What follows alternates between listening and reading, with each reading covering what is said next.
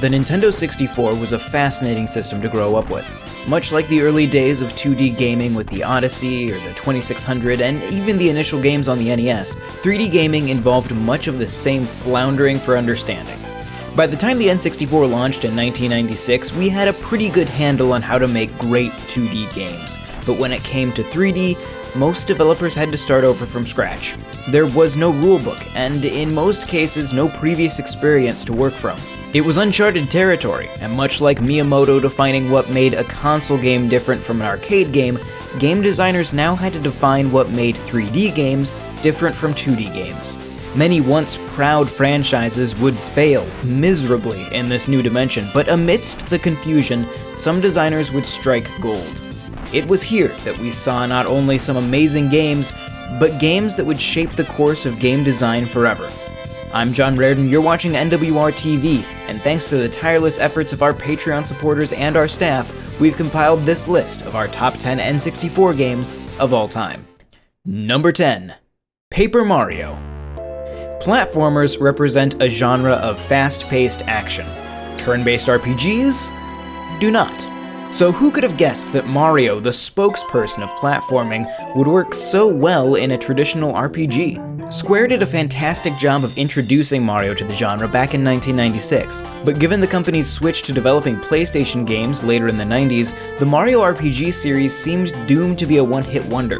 That was until Nintendo announced a surprise sequel with a very new look. Originally called Super Mario RPG 2, what would eventually become Paper Mario was developed by Nintendo's very own RPG veterans at Intelligent Systems, famed for their work on the Fire Emblem series. What we got was a unique, new Mario adventure set in a very new interpretation of the Mushroom Kingdom. Paper Mario reinvented the JRPG, turning it from a genre of complex menus into a deep yet still accessible experience perfect for introducing traditional Mario fans to this new perspective on their favorite plumber. The game's graphical style has allowed it to age incredibly well. The paper style also serves as a fascinating commentary on the visual aspect of games, in that Paper Mario does its best to represent 2D images in a 3D space, in contrast to its predecessor, Mario RPG, which tried its best to represent 3D graphics in a 2D space. The grass is always greener, eh, Mario? Number 9. Perfect Dark. During their time with Nintendo, Rare was known for their technical prowess, as the company regularly turned out some of the best-looking games on NES, SNES, N64, and GameCube. All that aside, it should come as no surprise that occasionally, Rare pushed a console farther than it should have been possible to go. While yes, the N64 often struggles to deliver Perfect Dark at more than a snail's pace, the world Perfect Dark presents is breathtaking and immersive. Fluid motion capture and full voice acting brings characters to life, and each new level feels unlike any that came before. The story takes you from breaking into office buildings, to secret labs, to strange alien structures in order to save the world. Perfect Dark also presents one of the more well-developed heroes in the first-person shooter genre. While other shooters put us in the head of emotionless grunts who may as well be robots, Joanna Dark is smart, cunning, and aware of the world around her.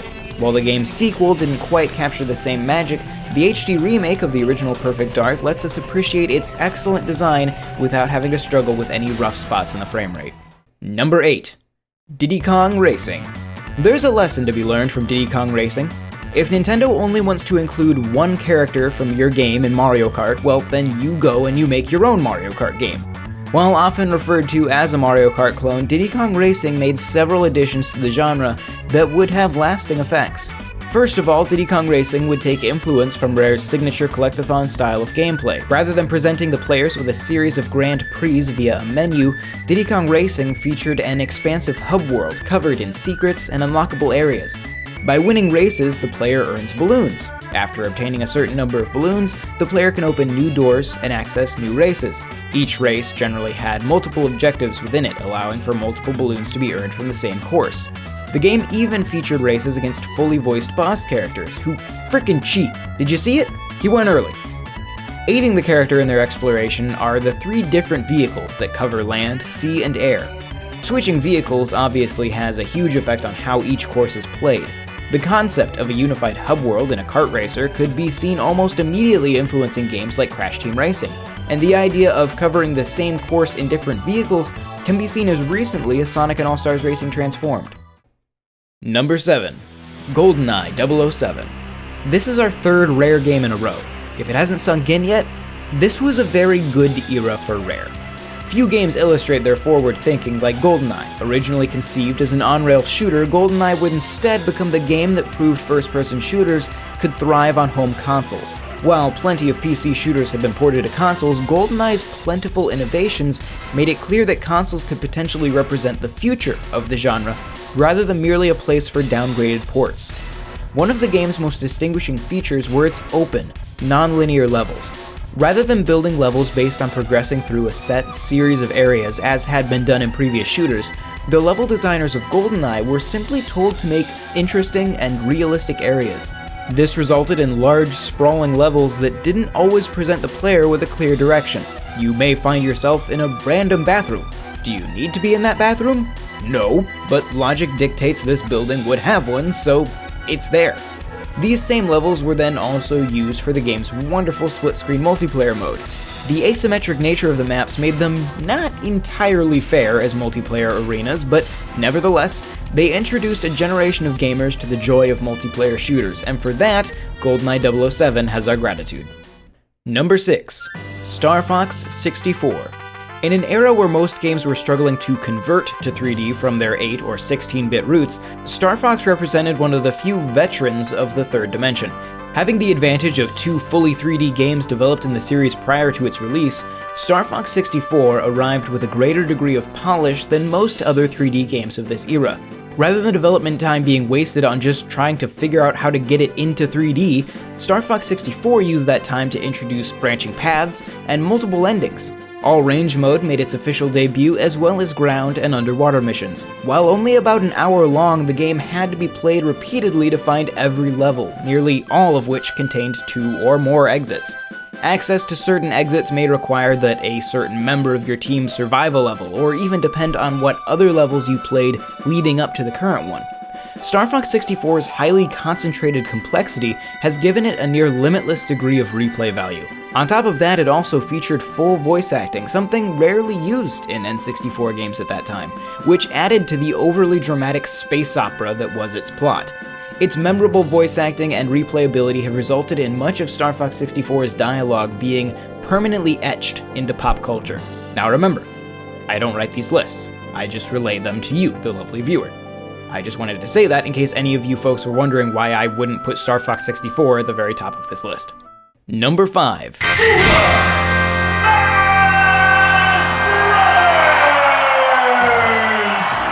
This game came out of nowhere. In one epic instant, it created a new subgenre of fighting games and sparked many caffeine-fueled nights of gaming among friends and probably a few enemies.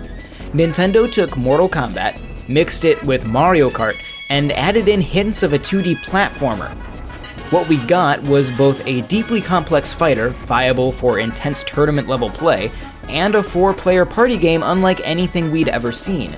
It also didn't hurt that the huge cross-section of playable characters provided great cross-promotion for Nintendo's many franchises. It allowed us to settle classic arguments like who would win in a fight, Mario or Luigi, or who's the better bounty hunter, Fox or Samus? Can Yoshi swallow Donkey Kong? Do Pikachus dream of electric sheep? It also immortalized characters who may have otherwise faded into obscurity forever. Who could have known back then that Captain Falcon, who was at the time famous for driving really fast in F-Zero, would soon be much more famous for screaming Falcon Punch? Seriously, to any young people watching this, Captain Falcon was once a character in a series called F-Zero. It was really fun. May it rest in peace. Number 4. Mario Kart 64. One of the N64's incontrovertible advantages over other systems available at the time was the fact that it came standard with 4 controller ports. Much like Super Smash Bros., Mario Kart 64 represented a new interest in party games. By using 2D sprites for racers rather than 3D models, Mario Kart 64 allowed for relatively smooth performance, even with plenty of shells and bananas strewn across the track. The racers themselves are rendered using a method not unlike Donkey Kong Country. Essentially, still images of a detailed 3D model are saved and displayed in sequence to imitate a 3D model using a 2D sprite. But that isn't Mario Kart 64's only connection to Donkey Kong Country. The 3D model used to make the sprite for Donkey Kong in the game was in fact provided by Rare. It's likely that this is in fact the very same model used to render DK in the Donkey Kong Country games for the NES. The addition of polygonal courses also allowed for huge improvements to the battle stages, which could now feature multi-leveled structures. This took battle mode from a fun bonus to a full-featured and addictive alternative to the traditional racing modes. Number 3. The Legend of Zelda: Majora's Mask. As a direct sequel to what is often considered one of the single greatest and most influential games of all time, Majora's Mask could have easily recycled the Ocarina of Time formula, and many fans would have been perfectly happy. Instead, the team took the game in an entirely new direction that would forever separate it from the rest of the series. Majora's Mask takes place over the course of 3 days, the passage of which can be manipulated using the Ocarina of Time as Link labors to save the world from destruction at the hands of Skull Kid, who has been corrupted by the power of Majora's Mask. The game features an alternate version of Hyrule called Termina, from the Latin word terminus, meaning end. Majora's Mask is imbued with a dark and sad tone that is to this day unmatched by any other entry in the franchise. Its looping 3-day system allowed every character to be fully scripted, resulting in deep, complex character development that was well beyond what had been done in games at the time. A key theme of the game is helping other characters. Oftentimes, these quests center around the idea of loss and death. Nowhere is this better exemplified than in the quests that center around the masks Link can use to change form. Each of these masks are left behind by a soul that Link helps to complete what they could not before they died. This focus on death has led many to theorize the entire game is actually Link's spiritual journey to accept his own death, lost in the woods after the events of Ocarina of Time, with different sections of the game representing the 5 stages of grief before Link accepts his terrible fate and transforms into the Stalfos we meet in Twilight Princess. Man, Zelda lore is weird. Number 2. Super Mario 64. Well, you can't have a list of the best N64 games without having the game that defined the system and made us beg our parents for one. Super Mario 64 is 3D gaming done right, and it still holds up surprisingly well today. Much like the original Super Mario Bros., Super Mario 64 set the standard for its genre. By no means did it create the genre of 3D platformer, but it certainly made it work. It's the little things, the things that today we don't even notice. The way the camera moves intelligently based on the environment and Mario's direction, but is also completely under the player's control. The way that when Mario turns, he doesn't immediately change direction, but rather is affected by momentum. He leans into his turn. Super Mario 64 feels good to play, and its worlds feel good to explore. That's why there are stars hidden everywhere, even outside of the levels in the hub world. That's why there's no time limit. Super Mario 64 presents you with a world to run around in. Where you go, how long you spend in any given place, what you do, that's all up to you. Unlike later 3D Mario games, Super Mario 64 doesn't even bother showing you where the stars are. They give you a vague hint as you enter the world and then leave you to explore on your own, because in this game, getting stars is not the goal. Exploration is the goal, and stars are a byproduct of exploration. All of this is remarkably different from where the series had been before, but Super Mario 64 boldly treks into uncharted territory and not only conquers it, it has a great time doing it. Number 1. The Legend of Zelda: Ocarina of Time.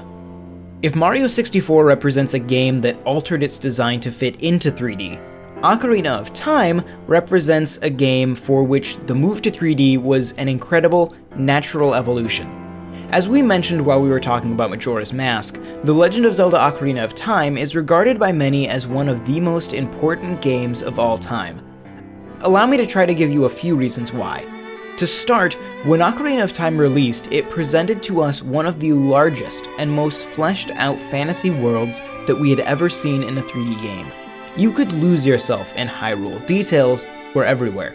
There were big things like hidden caves and treasure, but then there were also the small things like posters on the walls of buildings, knickknacks inside people's homes.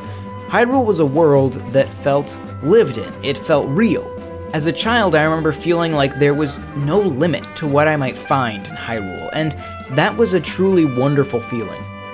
Secondly, Ocarina of Time was a huge jump forward in the narrative presentation of stories and games. While RPGs like Final Fantasy and Chrono Trigger had sported incredibly complex plots for some time, Ocarina of Time presented its in-depth narrative with a degree of cinematic quality that was entirely new to the gaming community. Characters came to life with emotive faces and animations. Scenes were staged dramatically with dynamic camera movement and lighting. It sounds silly to say now, but those advancements are crucial to where the gaming industry is today. Finally, and I'd say most importantly, was a little thing called Z-targeting. If you were to make a list of the most important game mechanics in history, I'd put Z-targeting just below jumping. Even if you've never played a 3D Zelda game, you've probably used Z-targeting. Metroid Prime, that's got Z-targeting. Witcher 3, that's got Z-targeting. Assassin's Creed, Xenoblade, ReCore, Pikmin 3, Last Story, Shadow of the Colossus, Star Fox Adventures, or Star Fox Zero, Darksiders, any of the Batman Arkham games, if you've played a game that was made after 1998, you've probably used Z-targeting. Sure, it's not always the actual Z button, but it's the idea of focusing on and switching between individual enemies in combat within a 3D space. All that can be tracked back to The Legend of Zelda: Ocarina of Time. Even if the rest of Ocarina of Time was absolute garbage, it would still be one of the most important games of all time simply because of that one thing. Lucky for us, Ocarina of Time is fantastic. It brought Zelda into 3D without sacrificing a thing, and gave us an incredible world and story to experience. It's no wonder that Ocarina of Time has aged so well, and it's no wonder that we're naming it our #1 N64 game of all time. But I'd be willing to bet that our list isn't a perfect match for yours. Believe me, there are a lot of fantastic titles that fell just short of our top 10, but that's no reason to let them flounder in obscurity forever. Share your list in the comments below, and let's dig up even more great treasures on the N64. Better yet, check out our Patreon at patreon.com/NWR and join in on voting for these lists. Don't forget to like this video if you enjoyed it, and consider sharing it with your friends. It helps the channel grow, and we really appreciate it. Speaking of growing the channel, if you haven't already subscribed, give that big red button a click, unless you're watching this in the future and the button isn't red anymore. Anyone else remember when it was like a yellowish orange? Once again, thanks to all our fantastic Patreon supporters who are the reason we can keep making these videos, and thank you for watching. Do a barrel roll!